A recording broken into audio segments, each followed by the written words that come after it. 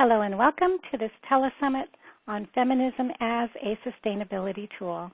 I'm Jenny Lamorgan, owner of greenwomanstore.com, where education is a priority, and we enjoy creating educational tools like this telesummit on topics important to us as women.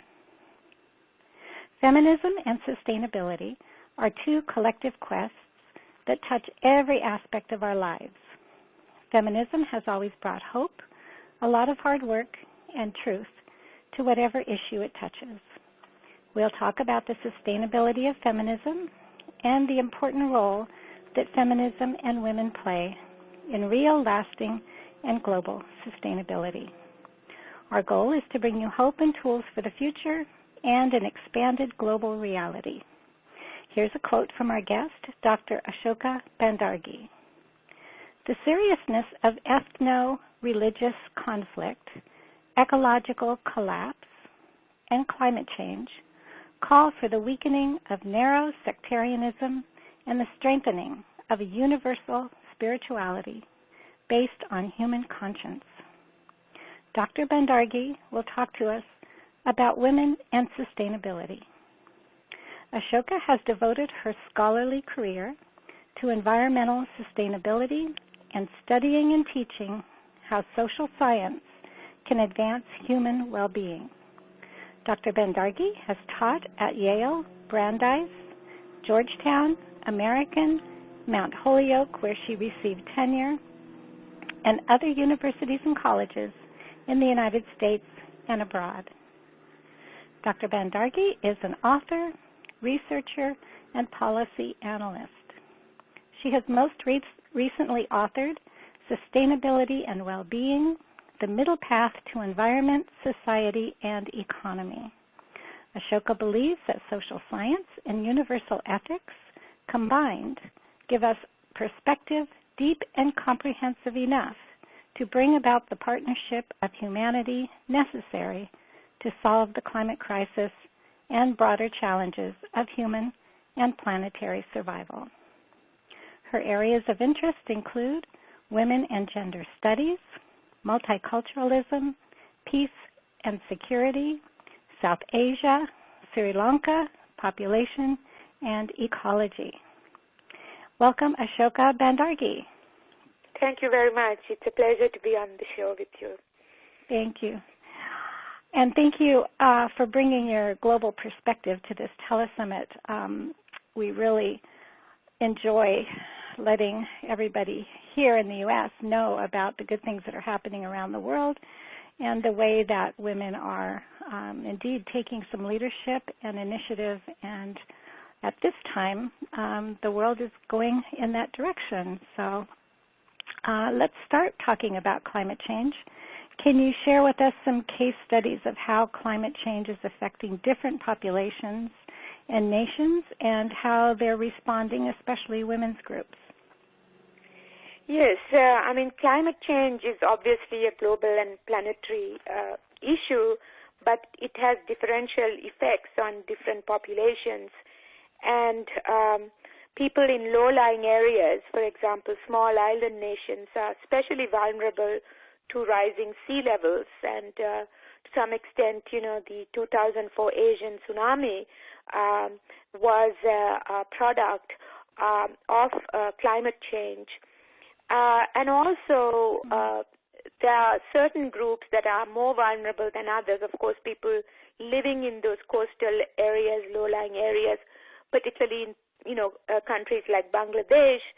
And women also tend to be harder hit, particularly women from the poorer backgrounds,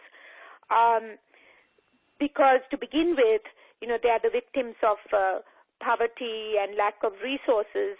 And when these so-called natural disasters hit, they tend to not have the infrastructure and resources to respond to these crises. So, there have been many examples of that, from the tsunami, and of course, various hurricanes like Katrina and Sandy, superstorm in the United States, and of course, desertification and all these other extreme weather conditions that have been attributed to climate change, which have had, greater impact on poorer communities, particularly women. For example, in Bangladesh, during some of the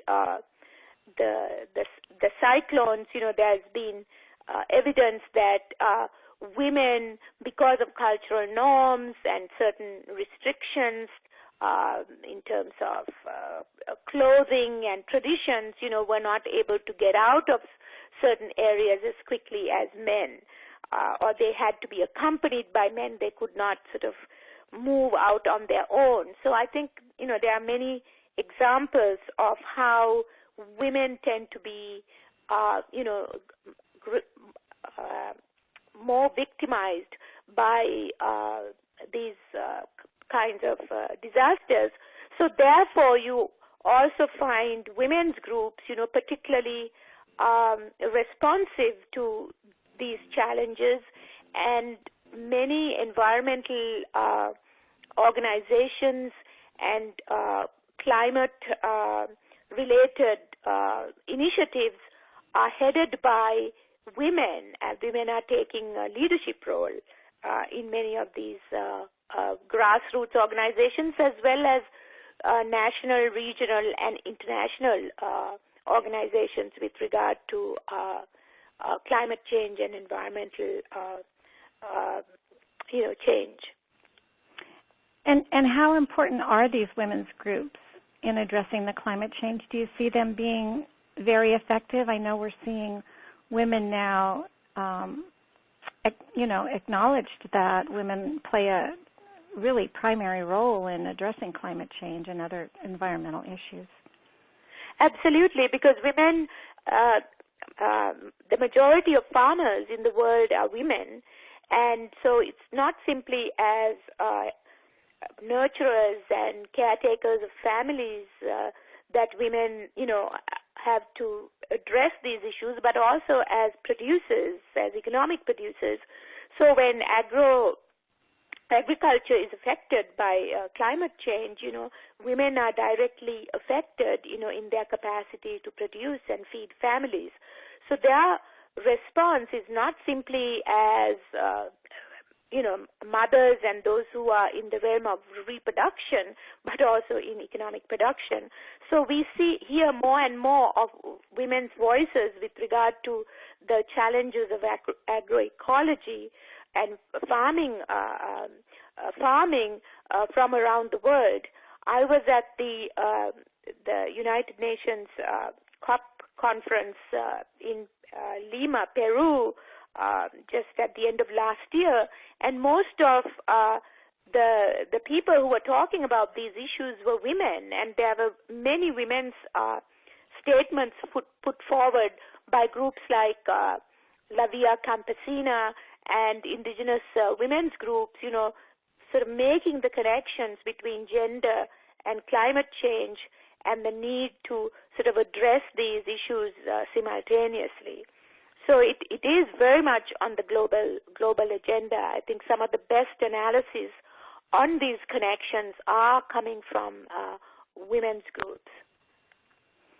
That's really good to hear, and to hear you say that most of the majority of farmers in the world are women. That's something that we're just beginning to see here in the United States, with the numbers of women farmers rising, and already really changing agriculture and certainly, our eating habits and styles. So we're looking forward to more of that, certainly.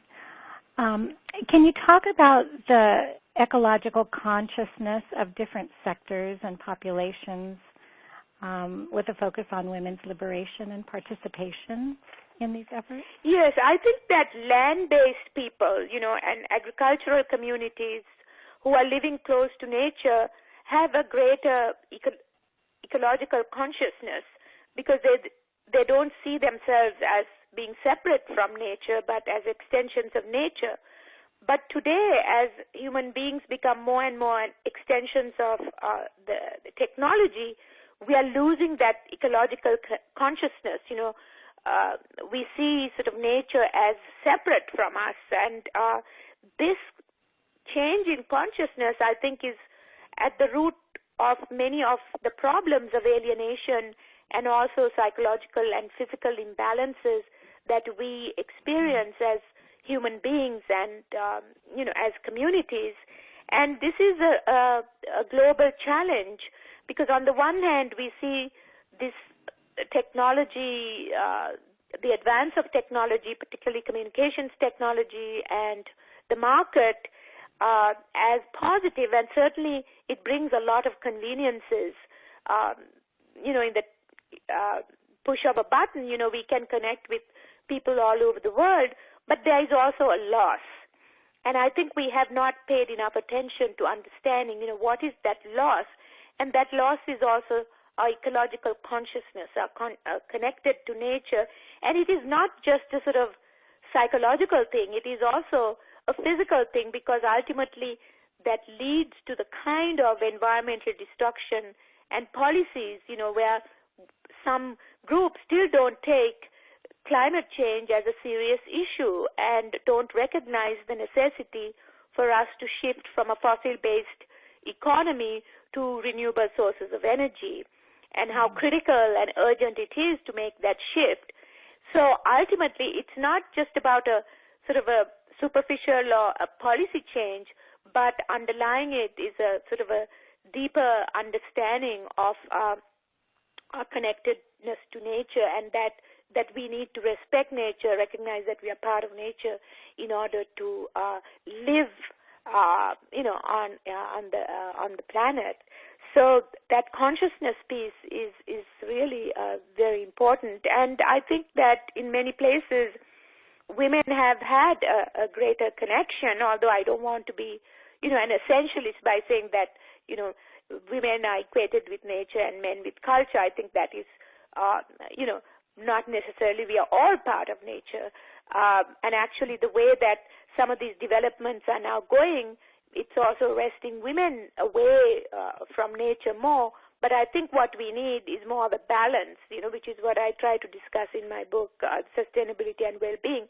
It is not to sort of deny the importance of technology, but the question is what kind of technology, and that is a really interesting and challenging thing, to develop technologies that are sustainable, and there are plenty of evidence, and scientists have really provided all the information that we can make a transition from a fossil fuel based economy to sustainable energy, solar and wind energy, so on, and that we have the know-how and the skills to make that transformation in the needed time, but what is lacking is that political will.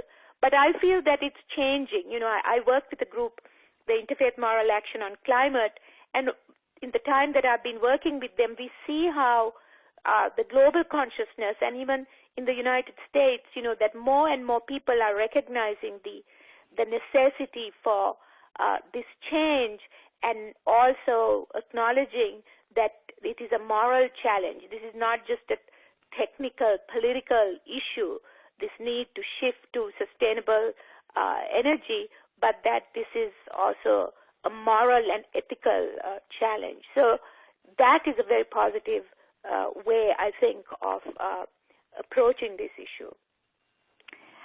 And there's been a lot of instances of science kind of coming to the awareness now, and even being able to document the connections between everything.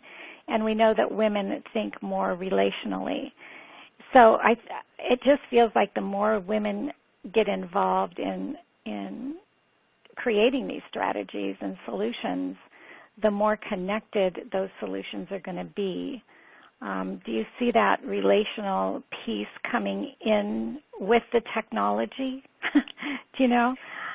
Yeah, I think that even with women, this has been sort of a debate in the whole women's movement for a long time. Do we integrate ourselves into the given system, the status quo, or do we try to change the status quo? And I think that they are not entirely separate things, but that in becoming integrating ourselves into the more sort of technological market-based social system, that we also don't undermine those relational aspects and our connectedness to nature. And feminism and the women's movement is one place, where that alternative perspective has been strong. So I think you have to sort of actively and consciously keep that alive. Otherwise, it would be simply sort of talking about having more women in CEO positions or moving up the profession, not making sort of a fundamental change in the status quo. So I think that's why these alternative perspectives are very important, and that integrating women means bringing this more qualitative, humanist, ecological approach. And it's not just women, but I think Indigenous people too. I mean, 25 years ago, women and Indigenous people were not involved in solutions and strategies, and now they're very much involved.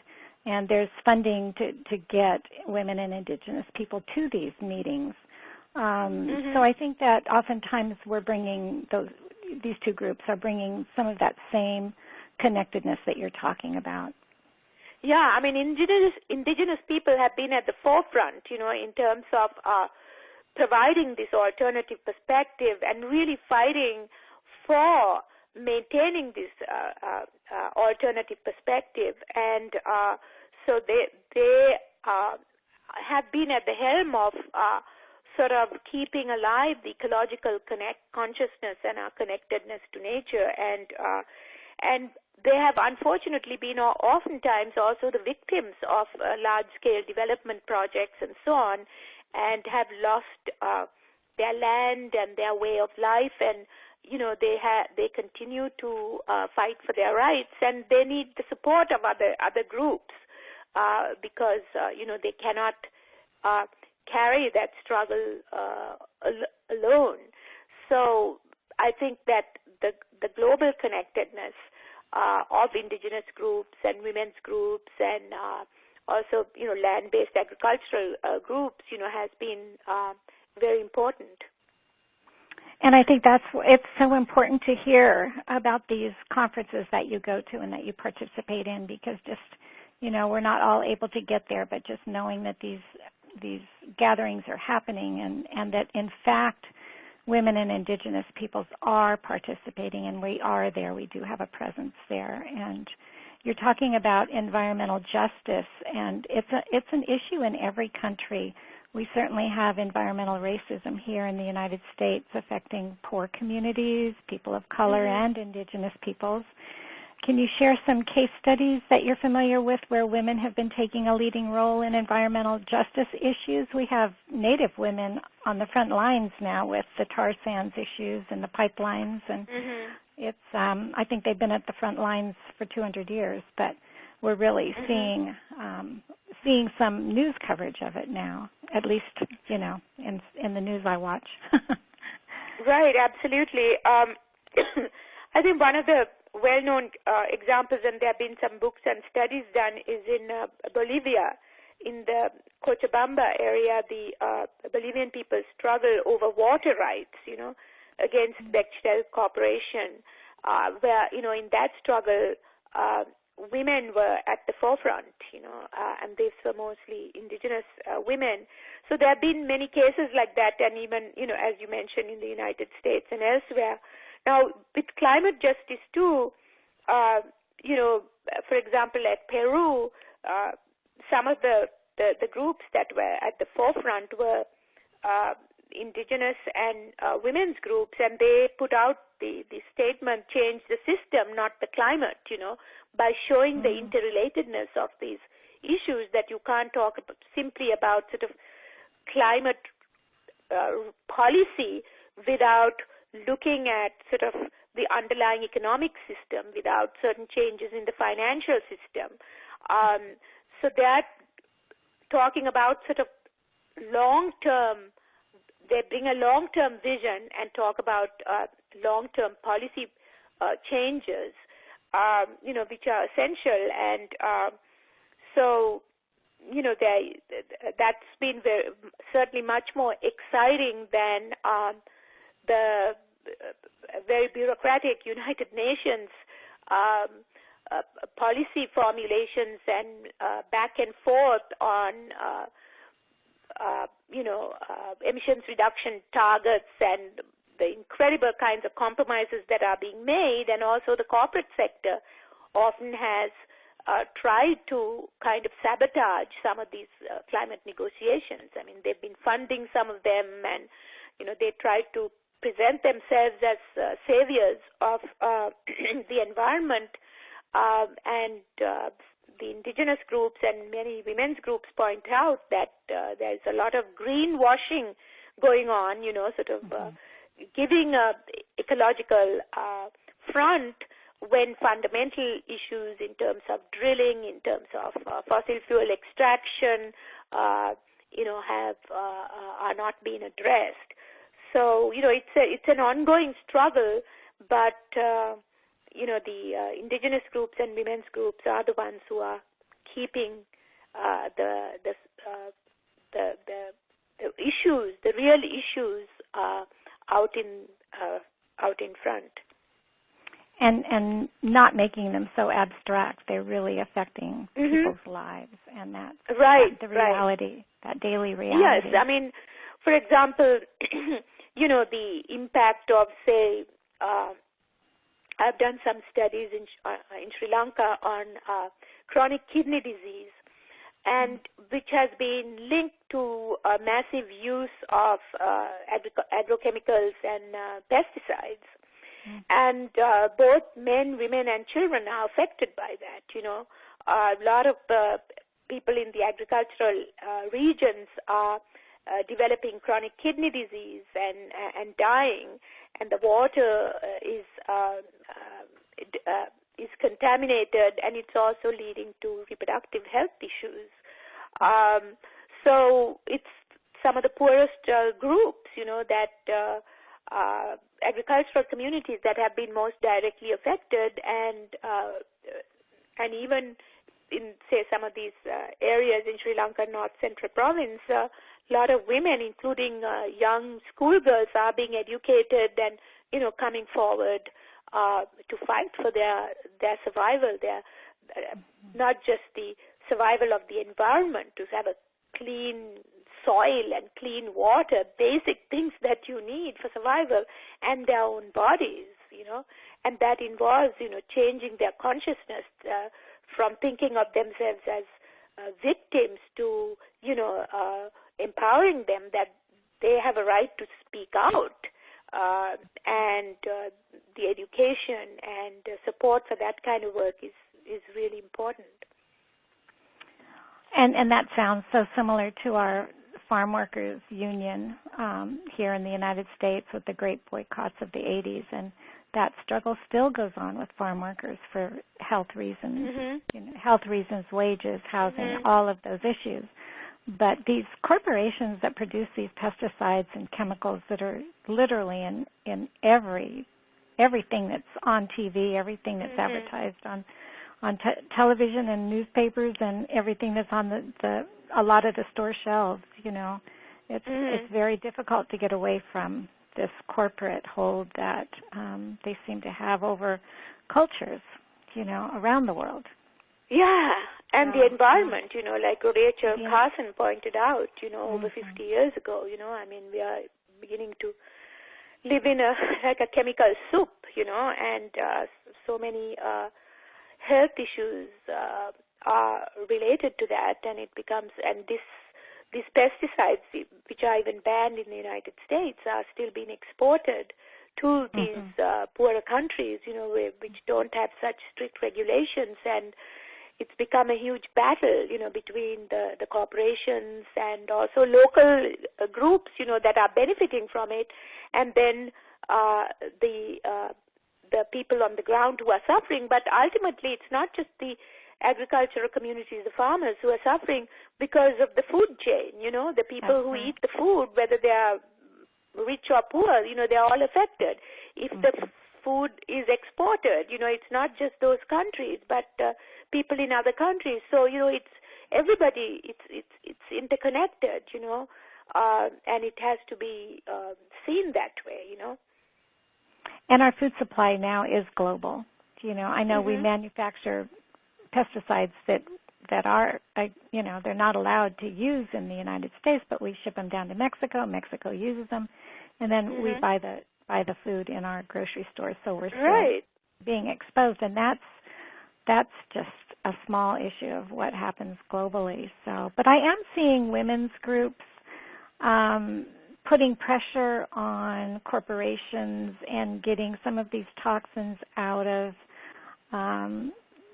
either, personal care products, different products that they're baby products, that they're manufacturing with toxins. I'm seeing these corporations respond, to public pressure. So yeah. And the thing is that many of these societies, had local organic methods of agriculture and production. For many years I worked with organic agricultural development program in Sri Lanka that were specifically women's efforts, where they were cultivating their home gardens, using just organic manure and other, non-toxic fertilizers. And, they were really doing very well, and they were sort of bringing together traditional methods as well as more progressive modern methods. I was working with a movement called the Sarvodaya movement, which is perhaps the largest NGO-based village movement in the world, and especially their women's wing, and these income generation projects for women using home gardens based on organic agricultural methods, So there's a lot going on that, doesn't get that much attention, but, people on the ground, poor people are aware, they just, need more support, and also we need more sort of global policies and global shifts to support those kinds of grassroots efforts. Right, and I think the funding is increasing, certainly, for women's projects and also for farming projects, organic. All of that seems to be getting a lot more attention than it used to, certainly. That's the good news. Yeah. Ultimately, it shouldn't be that, the countries and communities should be able to become self-sufficient, and not have to sort of depend on external aid. They should, communities, countries should be able to provide their own food, and this whole sort of import-export economy, is not sustainable. And also, people shouldn't have to depend on external aid, but because of the way the global system is organized, it's just based on so much inequality that they have to depend on aid. So that's why when women's groups and indigenous groups are talking about system change, ultimately you have to even begin to think about a different way of organizing the world, which is not to say there shouldn't be globalization or interdependence, but a more equal and sustainable form of globalization, where for basic things, that countries don't have to depend on external aid. They should be able to provide food for themselves, So, and to support communities to go in that direction, which means, certain changes that have to be made also in the northern industrialized countries. Definitely. And even here, even in the United States, right.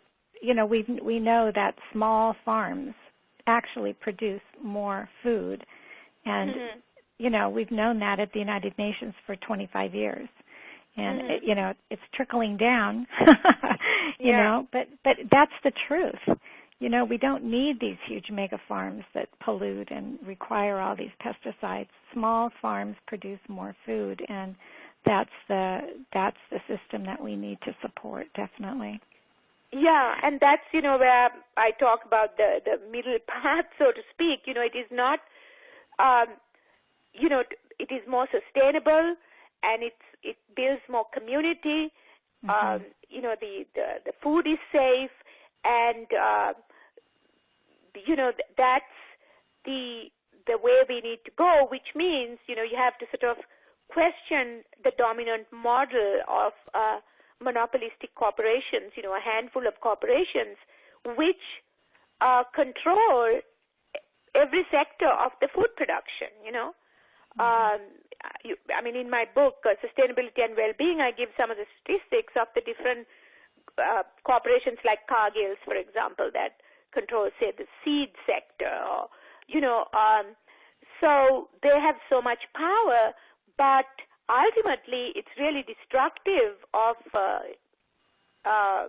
the ecology and societies, you know, and that's where the real struggle is for us to sort of envision something different, you know, which doesn't mean that, you know, going to the smallest unit, but something that is more manageable. And I think that, you know, even just in the United States, you know, as you were saying before, you know, there's the small farming movement, and also even home garden cultivation, even in the urban areas, you know, that's really coming forward, because people also want to eat organically and eat locally based food.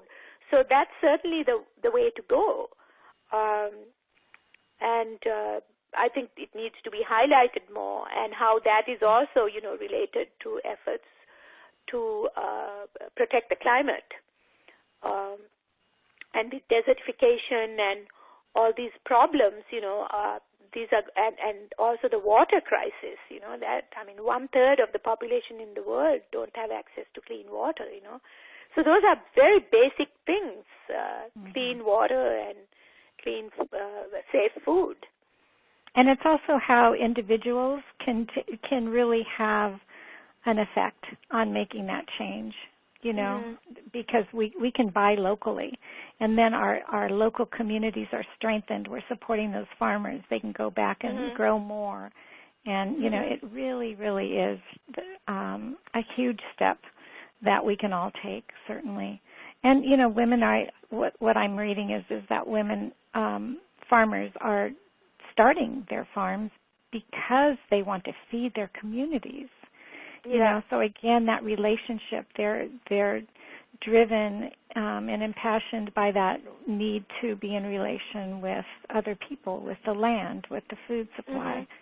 So I think that is, I'm really strengthened by that whole women's farming movement. So and of course, you know, in many places the property issue comes up because, you know, women are the majority of the farmers, but they don't necessarily own much of the land, you know. I forget the statistic on property ownership, but it's very low for women.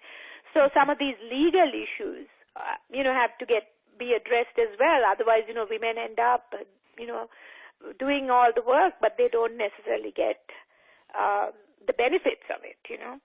That's in many countries, you know, women still get less food to eat, the girls, than the boys, you know. So it's you know, it's a lot. Yeah, so that whole aspect of empowerment and fighting for the rights while doing all this work, you know, is essential.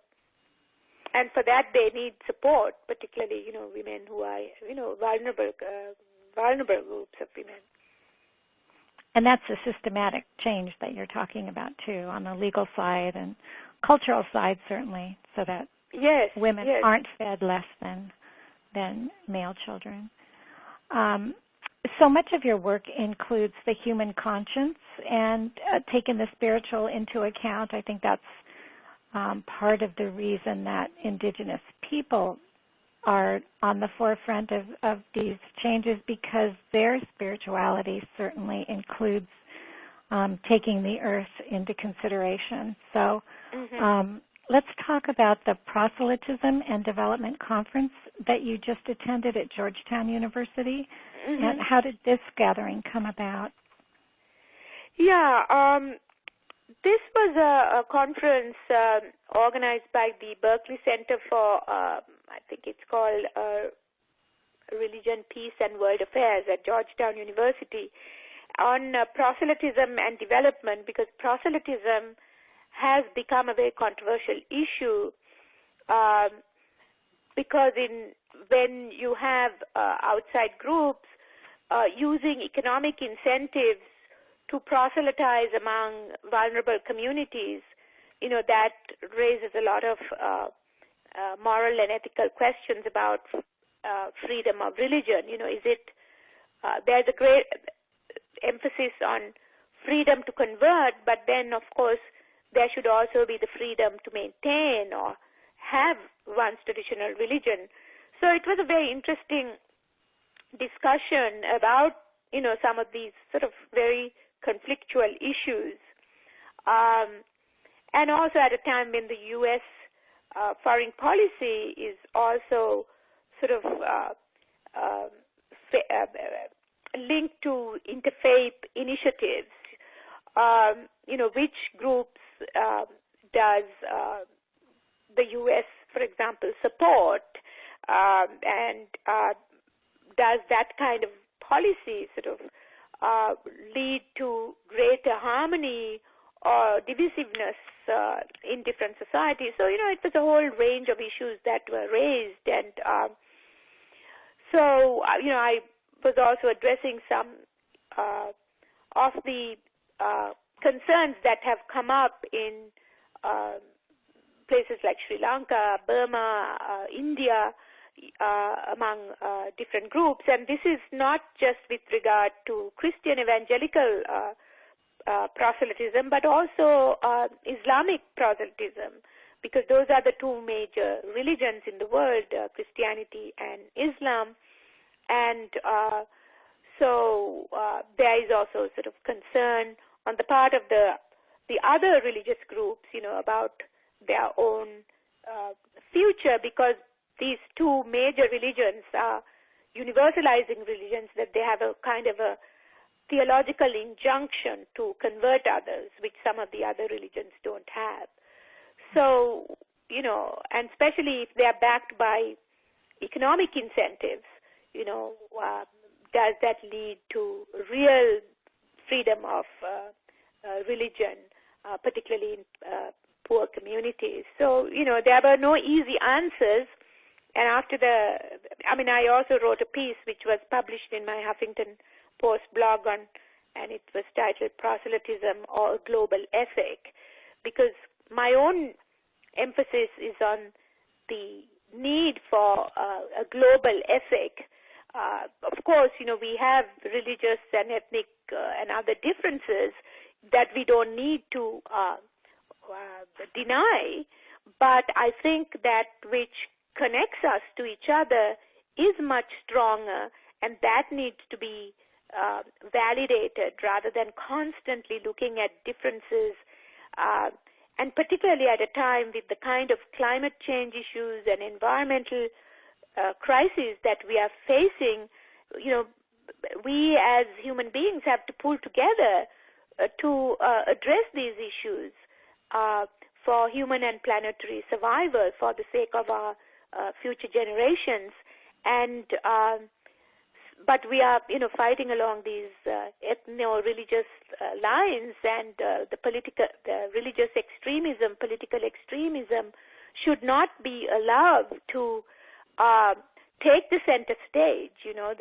Instead, we should have more moderate voices and people who talk from a more global ethical perspective, heard on these issues at this time. Mm-hmm. And many of the peoples of the world see the terrorism and the war on terror as a global struggle between extremist forms of Islam and Christianity. I think in retrospect, we're seeing the Bush administration certainly brought that in on our end. Can you speak to this? Because it's not a view that we get in the United States, that terrorism and the war on terror is a struggle between extremist forms of Islam and Christianity. That's kind of it's a global view that we don't get that kind of clarity on. And certainly, how does that affect women? Yeah, especially as you said, after 9/11, this was seen as a sort of a civilization struggle between the West and the rest, but oftentimes what was meant as the rest was sort of Islamic civilization. But I think in more recent times, with the rise of ISIS and Boko Haram and all these groups, there is a sense that it's not just a sort of a civilization or cultural struggle, but a religious one.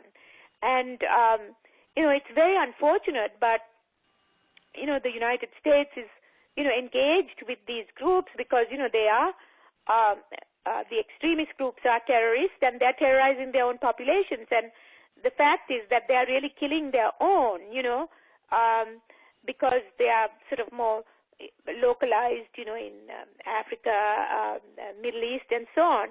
So it's a very serious issue, and women are again victimized in the process. Women are targeted, by fundamentalist groups of whatever stripe, because they want to sort of have control over women. But at the same time, women are also used as fighters, as for jihad and various other forms of struggles. And women are sort of caught in a difficult position. On the one hand, they are victimized, but on the other hand, this is presented as a form of liberation, or means to liberation, by fighting or becoming a suicide bomber and so on. So you even have young girls from Europe, who are going to join these jihadist groups and think of that as a sort of a liberating thing. So there is definitely, and then on the other hand, the United States and the West has sort of tried to justify intervention in these countries as also a way of liberating oppressed women, So women have been central to this issue as well. But ultimately, the political extremism, of whatever stripe, really is very dangerous, and we need to have, more moderate voices, because not all of Islam is extremist, not all of Christianity is extreme, or you can say the same thing about other religions, but that's what gets attention. And it's not just sort of the governments that need to address that, but civil society and other groups need to address that before it sort of, begins to generalize across the world, that kind of extremism. Mm-hmm. And so can you talk about how our foreign domestic policies can foster peace and unity in societies that have more than one religious following among its citizenry in these plural societies? How can we do a better job with our foreign and domestic policies to foster peace? Yeah, it's a tricky issue. The U.S. has something called the Commission on International Religious Freedom, and puts out a report every year on the status of religious freedom in different countries. But ironically, the United States does not put one out on itself. There is not an annual report on the United States, but U.S. puts out a report on other countries around the world. So I think that there should be more internal search of U.S. policies as well. And then when you use religion for engaging religious groups in diplomacy and development work, like the United States does, it has to be done really carefully, because if you sort of tend to engage with a particular religion, that's going to alienate other religions, or your perspective becomes biased. So, for example, your reports may focus on minority rights, overlooking some of the issues that the majority groups are also facing, or that one group that is a minority in one country may actually be a majority in one country may actually be a minority globally, and that you can't really localize these issues. Just see the issues in the struggles in Sri Lanka just as Sri Lanka's struggles, or struggles in Burma as just Burmese struggles, because there are often international groups, that are involved in these. So it's I think that there's got to be greater sensitivity also to people who want to maintain their traditional cultures and religions. So when you have, say, proselytizing groups, who are supported by external political and economic power, going to groups, going to communities which are poor, and they are able to use their economic resources to convert people, that does create a lot of fear, resentment on the part of local people who really are afraid that they are going to lose their identity, that they are going to lose their heritage. I think there's got to be more sensitivity to that, which is not to say that the right to convert should be denied, but the right to maintain a religion or culture has also to be respected. That's right. And, I see a lot of connections between our domestic policies and our foreign policies when I look at our foreign policies from an indigenous perspective. And a lot of what we do around the world is what we do to our native people and have done and continue to do. And so I don't see our domestic and foreign policies as being different at all. And but I think that we don't certainly get any news of what's really happening on Indian reservations in this country. It's hard to get that kind of news. But no, it's a very important issue, because native people's religion around the world is sort of worship of Mother Nature. Is not even recognized as a religion by most central governments and even world bodies, and their religion is the earliest form of religion of human beings, which is more sort of animism, of worship of nature, and especially with this sort of push for science and technology, and we are almost worshipping that, we are losing that humility that the indigenous people expressed, and a respect towards nature, because we feel that we can dominate over nature rather than be in mutual coexistence with nature. And so a lot of sacred places of indigenous people that they worshipped are sort of not seen that way, native burial grounds, for example, or, the areas that are used for mining or deforestation, without respect for the sacred sites of indigenous communities. And I think, too, with some of the new archaeology and the reinterpretation of a lot of the archaeological finds in the past are showing us that it's not just indigenous people who have that connection to the earth, but it's really all peoples. And we find such similar pieces, found everywhere in the world, the same symbology, the same many, many, many more images of women and women's bodies, full bodies like the Mother Earth, that kind of thing, found in every culture, certainly European cultures.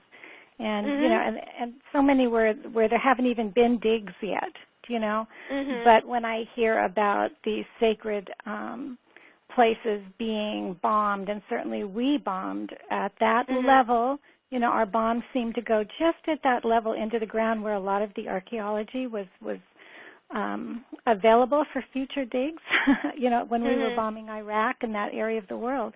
So I think a lot of it is being destroyed, but it's certainly there. There's a lot that's been preserved and written about by women, by feminist scholars, so reinterpreted. So I think it's true. I think it's a heritage that we all can claim, and we don't have to steal it from Indigenous people. It's ours to claim. It's there. It's part of our heritage. Yeah, absolutely. I mean, we are all interconnected. I mean, we are all one people, and there's plenty of evidence that, and I've quoted this in my book, that, the origin of the human family goes back to Africa and if to Lucy, or even earlier, So I think that needs to be really emphasized again and again over our difference, which is what these extremist groups of whatever stripe, try to uphold. Right, and we all have the same beginnings. We're all connected to the earth, the water, the air. It's all indigenous to us all. Yeah. So there's one more thing I want to ask you about before we get ready to close, and it's IMAC conference, and I'm not sure IMAC, and it's a call to action regarding an exhibit at the Smithsonian, and it's a climate exhibit, and it's actually funded by the Koch brothers, who are oil extractors, and that's where their wealth comes from. But this climate exhibit, can you tell us about it and how it is not representing or not helpful? Yes, at the Smithsonian institution, which is sort of the leading scientific institution for public sort of science, based in Washington, D.C., there is a new exhibit called the Hall of Human Origins, and that has been funded by David Koch, who, as you say, is a oil billionaire. And in this exhibit, and I wrote a piece on this for my Huffington Post blog on the Smithsonian exhibit, they're sort of downplaying the dangers of climate change, and sort of, there are thousands, if not more, visitors to the Smithsonian and these exhibits every year, especially school children, and it sort of tries to sort of minimize the level of the climate crisis by suggesting that there's always been sort of climate change and human beings are very resilient and we have always adapted, without sort of showing that today we are talking about a global impact rather than in localized communities, and that this has been a much more accelerated kind of increase in climate change because of human activity since the Industrial Revolution and the use of fossil fuels, so that there's obviously a link between who's funded this exhibit and the kind of sort of message that is being put forward.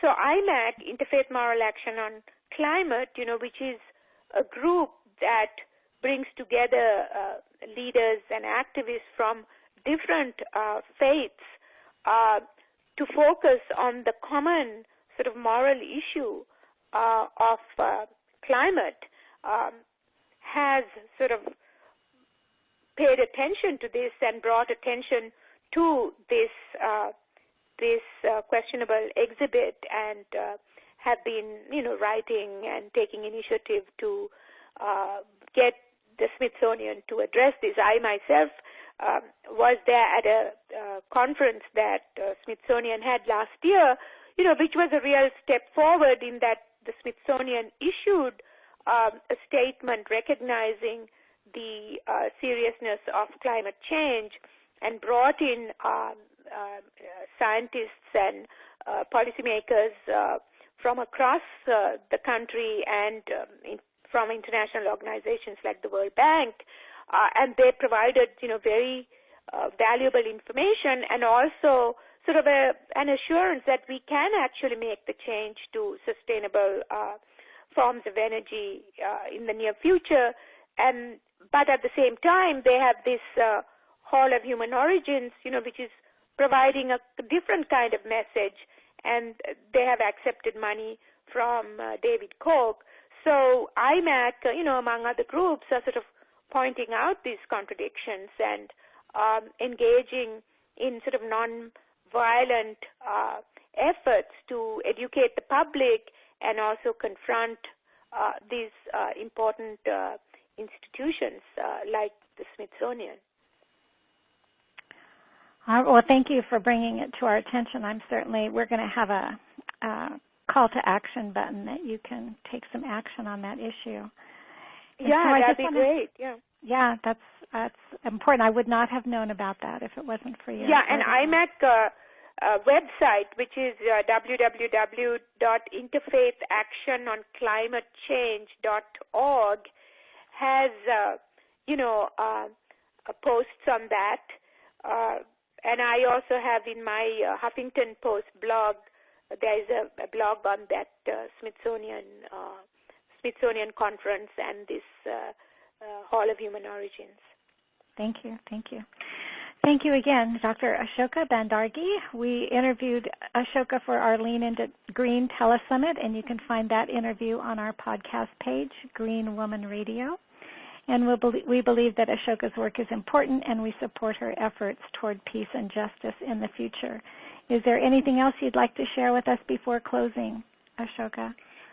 Yeah, thank you very much for this opportunity. It's always nice to be able to, have a lengthy conversation about these important issues with a like-minded person as yourself. And I also want to take this opportunity to thank you for the important consciousness-raising work that you do and the connecting that you do and, the leadership that you're providing. So that gives me hope. I think if there is hope for the world, it is the hope that we have in ourselves and in our connection with each other.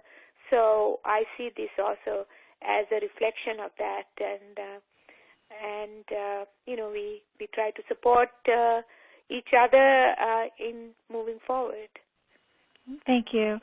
And your work is global, and you travel and you teach, and you teach and you travel. And for myself, knowing what women are doing around the world gives me hope and inspiration. So are you hopeful and inspired for the future, Asoka? Yes, I am. Because it's all within us, it's not something outside of us, And I think that we should not allow the fear to overtake our faith and trust in ourselves, Yes, there are a lot of problems in the world, but, people have created those, and we should be able to make changes. And because the resources are there, it is possible. There are enough resources for everyone to live a decent life, maybe not everyone to have huge luxuries, but there's enough resources. And also, everyone is a sojourner on the planet, and we should try not to get too attached to things because everything is changing. And here I'm speaking from my Buddhist perspective that, that is where that inner work comes into play, that this is also an opportunity for us to sort of develop our own sort of emotional and spiritual capacities. And in that, I'm really hopeful. I am too, and thank you very much, Dr. Asoka Bandarage, for joining us on this telesummit on feminism as a sustainability tool. And you can find out more about Asoka's work on her website, bandarage.com. That's BANDARAGE.com, where she has many more interviews and lectures, Huffington Post articles that she's authored. Dr. Asoka Bandarage is available to present change-oriented interactive workshops, seminars, and lectures in the United States and abroad. And you can follow up on the IMAC conference issue with the Smithsonian exhibit at interfaithactiononclimate.org. And you can find Asoka's book, Sustainability and Well-Being, The Middle Path to Environment, Society, and the Economy at palgrave.com. That's PALGRAVE.com. And again, that call to action link for the IMAC Hall of Human Origins exhibit at the Smithsonian. And thank you again, Dr. Bandarage, and thank you for listening in.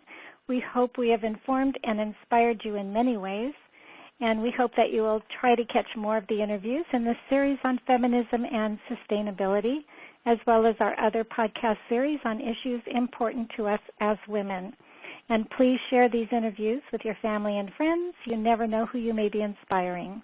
No matter what your description or experience of feminism is, we hope to have heightened your understanding of feminism's important role in all aspects of sustainability, and restored and strengthened your resolve to build alliances for the future, for it is clear that none of us are alone. Keep listening. Bye for now.